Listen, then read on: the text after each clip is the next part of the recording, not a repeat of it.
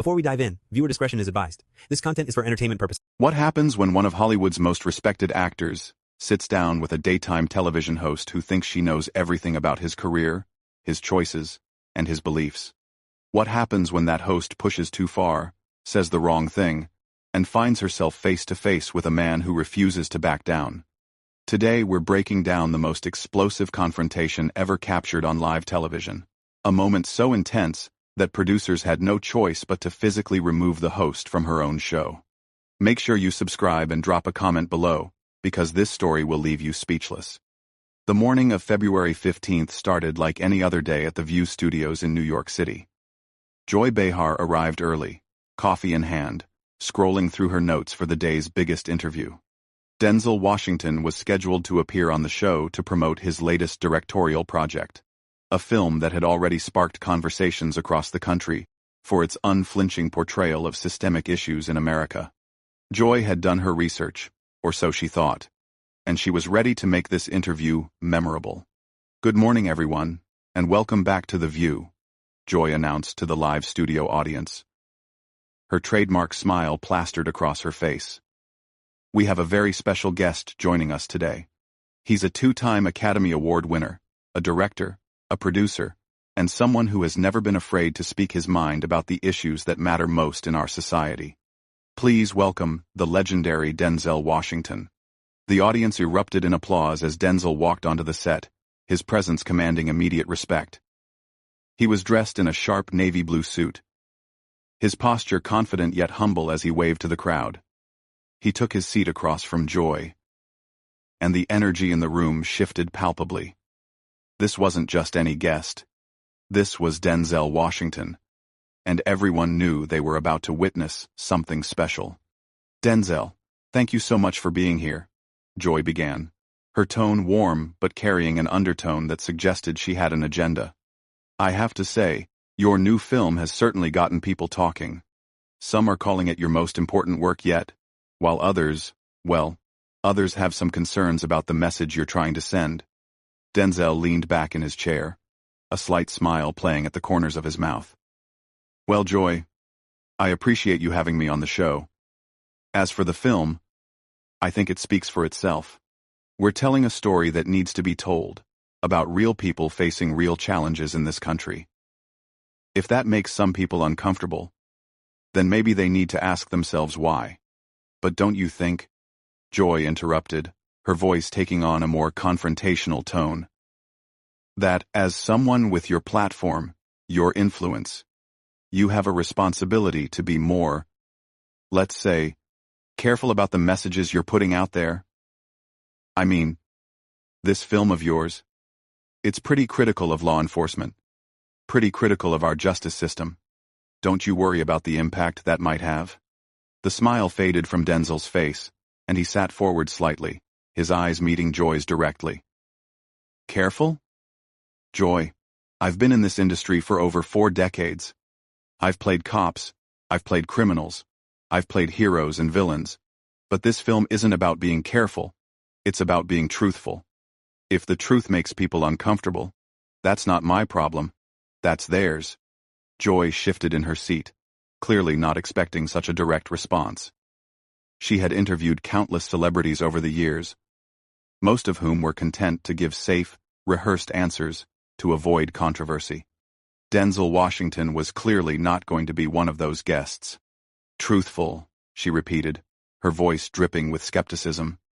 "But whose truth are we talking about here, Denzel?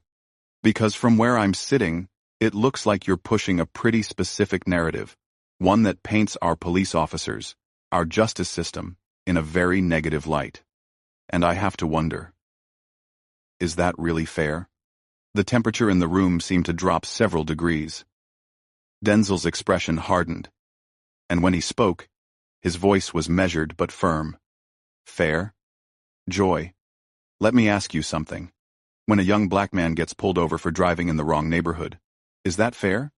When a family loses their father, their son, their brother to police brutality, and the officer responsible gets a paid vacation, is that fair? We're not talking about fiction here. We're talking about reality. But surely you can't paint all law enforcement with the same brush." Joy countered, her voice rising slightly. There are good cops out there, Denzel. There are officers who put their lives on the line every day to protect our communities. Don't they deserve better than to be lumped in with the bad actors? Denzel's jaw tightened, and for a moment, the studio was completely silent, except for the hum of the cameras.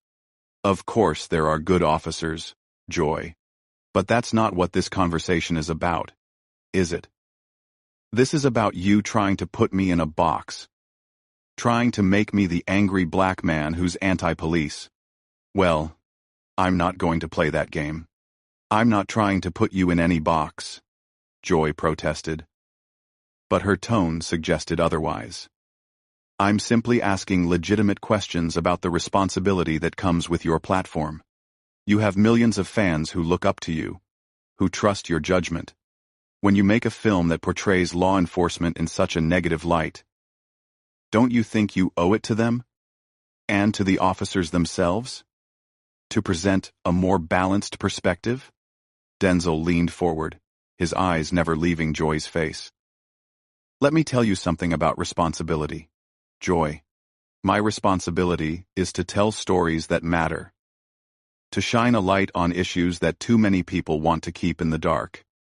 If you want balance, turn on the evening news. They'll give you plenty of stories about heroic cops. But that's not the story I'm telling, because it's not the story that needs to be told right now. The tension in the studio was now palpable, with audience members shifting uncomfortably in their seats. The other hosts of The View sat in stunned silence, unsure of how to intervene in what was quickly becoming a heated confrontation. Joy, however, seemed oblivious to the discomfort she was causing, pressing forward with her line of questioning. So you're saying that your version of the truth is the only one that matters? She asked, her voice taking on a mocking tone. That your perspective is more important than the perspectives of the thousands of law enforcement officers who risk their lives every day to keep us safe? That was the moment everything changed. Denzel's composure, which had been steady throughout the interview, despite Joy's increasingly aggressive questioning, finally cracked. Not in anger, but in something far more powerful. Disappointment mixed with a quiet fury that was somehow more intimidating than any outburst could have been. Joy, he said, his voice so quiet that the audience had to strain to hear him. I think you fundamentally misunderstand what's happening here. The words hung in the air like a storm cloud, ready to burst. Denzel's eyes locked onto Joy's, and for the first time since the interview began, she seemed to realize that she might have pushed too far. But instead of backing down, she doubled down, a decision that would prove to be her biggest mistake of the day. Oh, I understand perfectly, Joy shot back, her voice dripping with condescension. I understand that you've made a career out of playing the victim, out of pointing fingers instead of taking responsibility. And now you want to use your fame to push some sort of anti-establishment agenda. Well, I'm sorry, Denzel, but some of us live in the real world. The collective gasp from the studio audience was audible. Even the camera operators seemed to freeze, unsure if they should keep rolling. This had gone far beyond a heated interview and into territory that no one was prepared for. But Joy, emboldened by what she perceived as having the upper hand, continued her attack. You sit there in your ivory tower, she continued, gesturing dismissively, making millions of dollars while ordinary Americans, including police officers, struggle to make ends meet and keep our communities safe. And then you have the audacity to lecture us about truth and justice? Give me a break. Denzel stood up slowly, his 6-foot frame casting a shadow over the interview table. When he spoke, his voice was controlled, but there was an unmistakable steel beneath the surface. Joy, I want you to listen very carefully to what I'm about to say, because I'm only going to say it once. Oh, here we go. Joy interrupted with a nervous laugh, looking toward the audience as if seeking their support.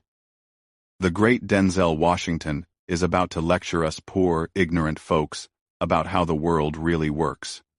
Sit down. Denzel said quietly, his voice cutting through her sarcasm like a knife. For the first time, Joy seemed to realize the gravity of the situation.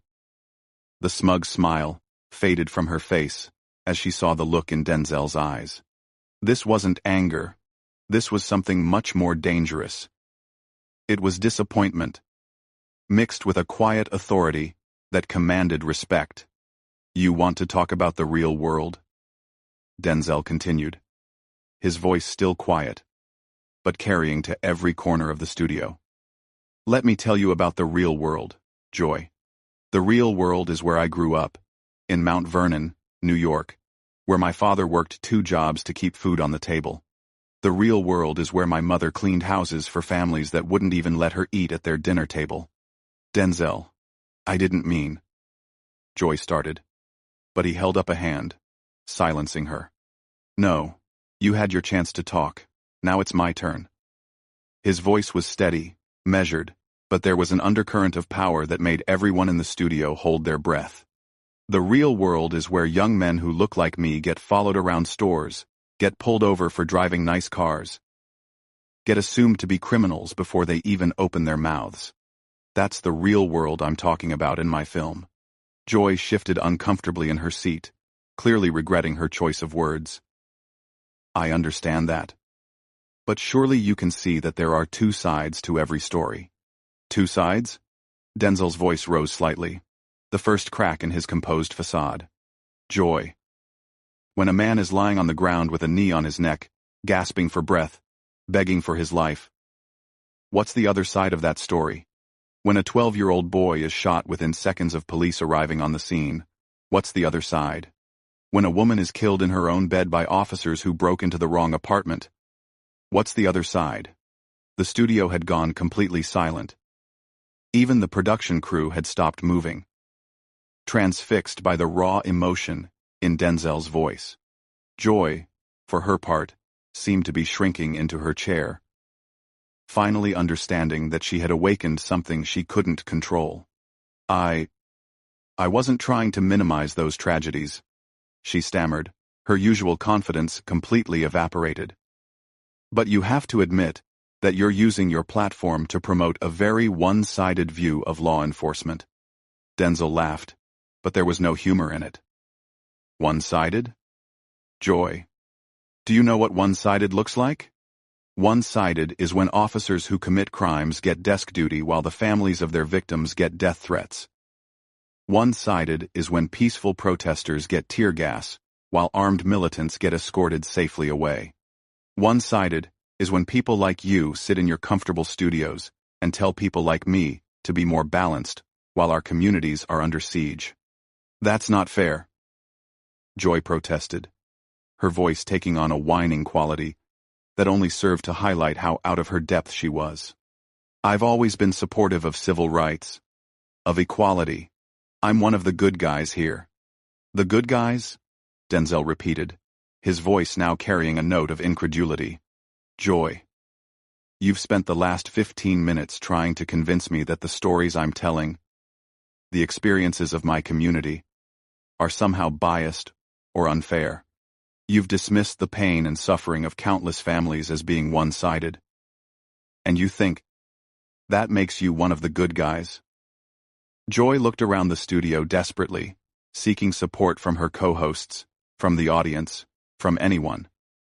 But everyone was watching Denzel, hanging on his every word. She had lost control of her own show, and everyone in the building knew it. "I think maybe we should take a commercial break," she suggested weakly, reaching for her earpiece to communicate with the control room. "No," Denzel said firmly, his hand moving to cover the earpiece. "We're not taking a break.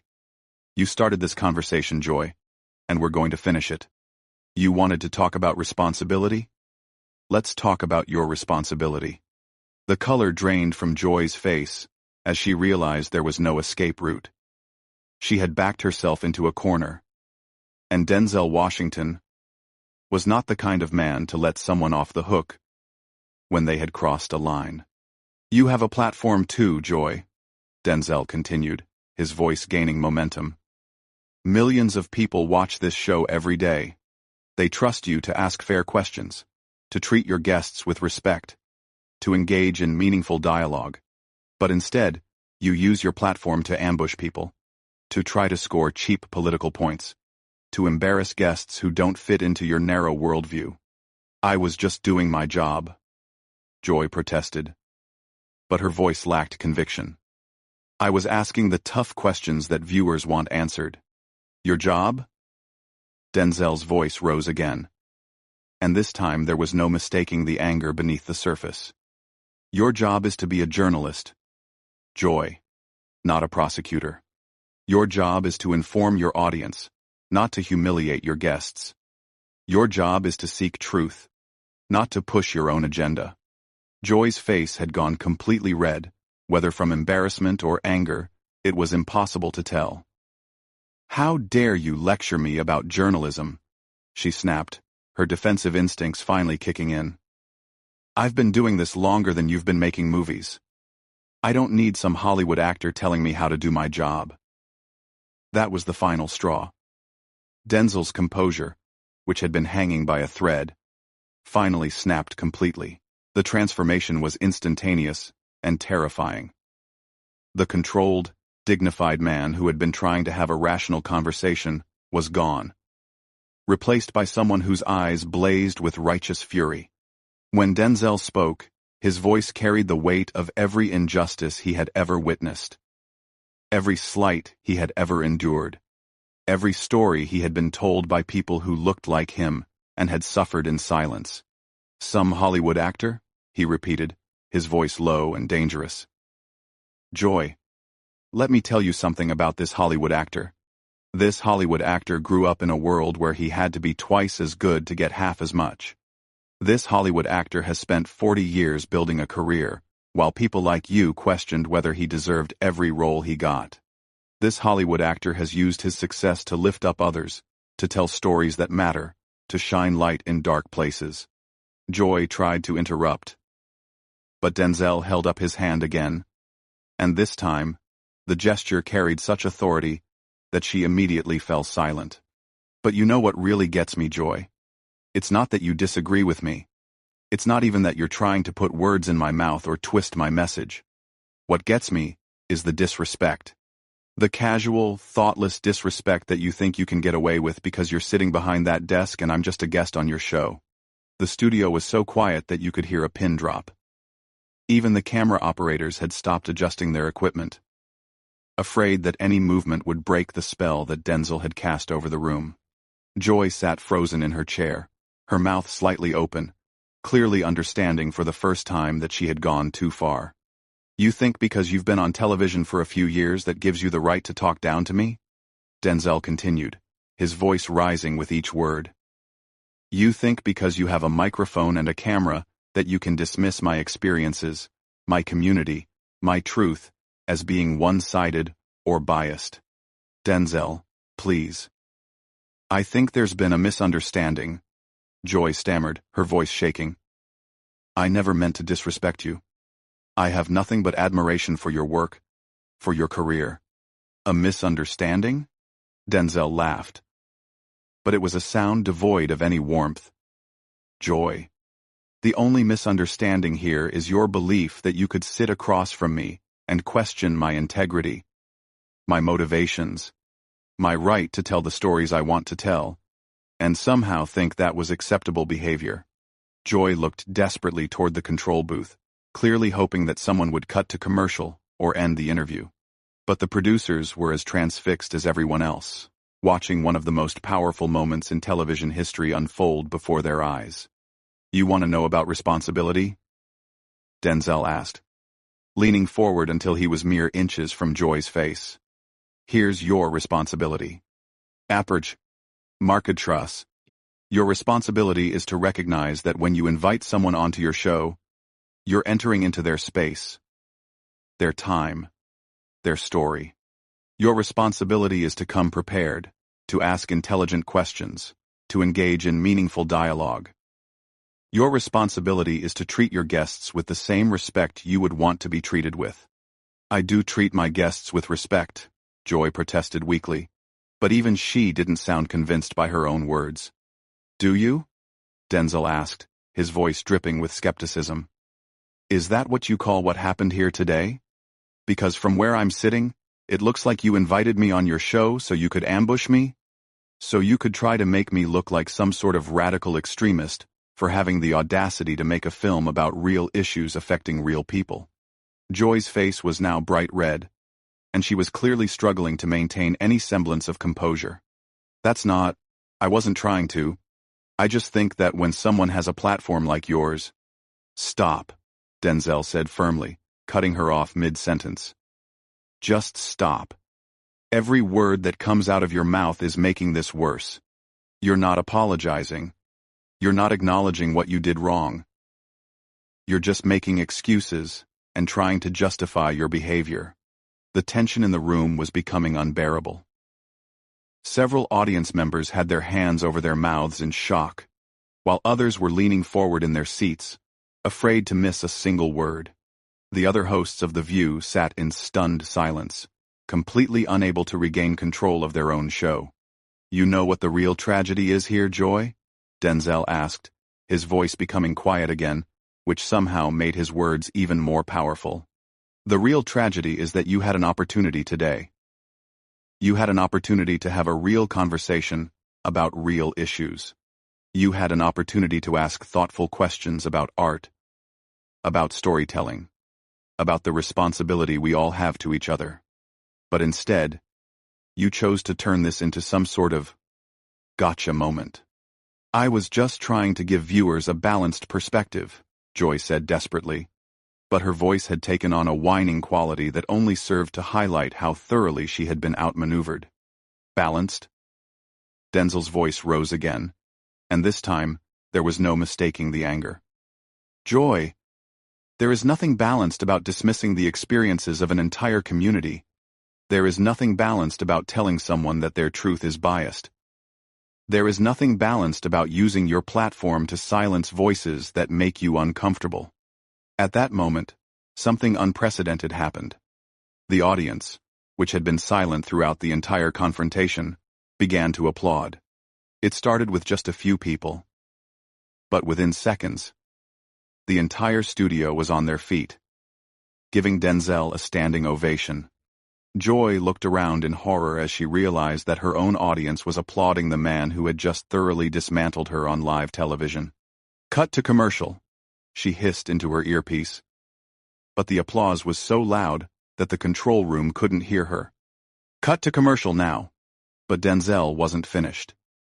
He stood up from his chair and looked directly into the main camera, addressing the viewers at home with the same intensity he had been directing at Joy. Ladies and gentlemen, he said, his voice carrying over the applause. This is what happens when people in positions of power think they can silence voices that challenge their worldview. This is what happens when journalists forget that their job is to seek truth, not to push agendas. This is what happens when respect becomes a foreign concept.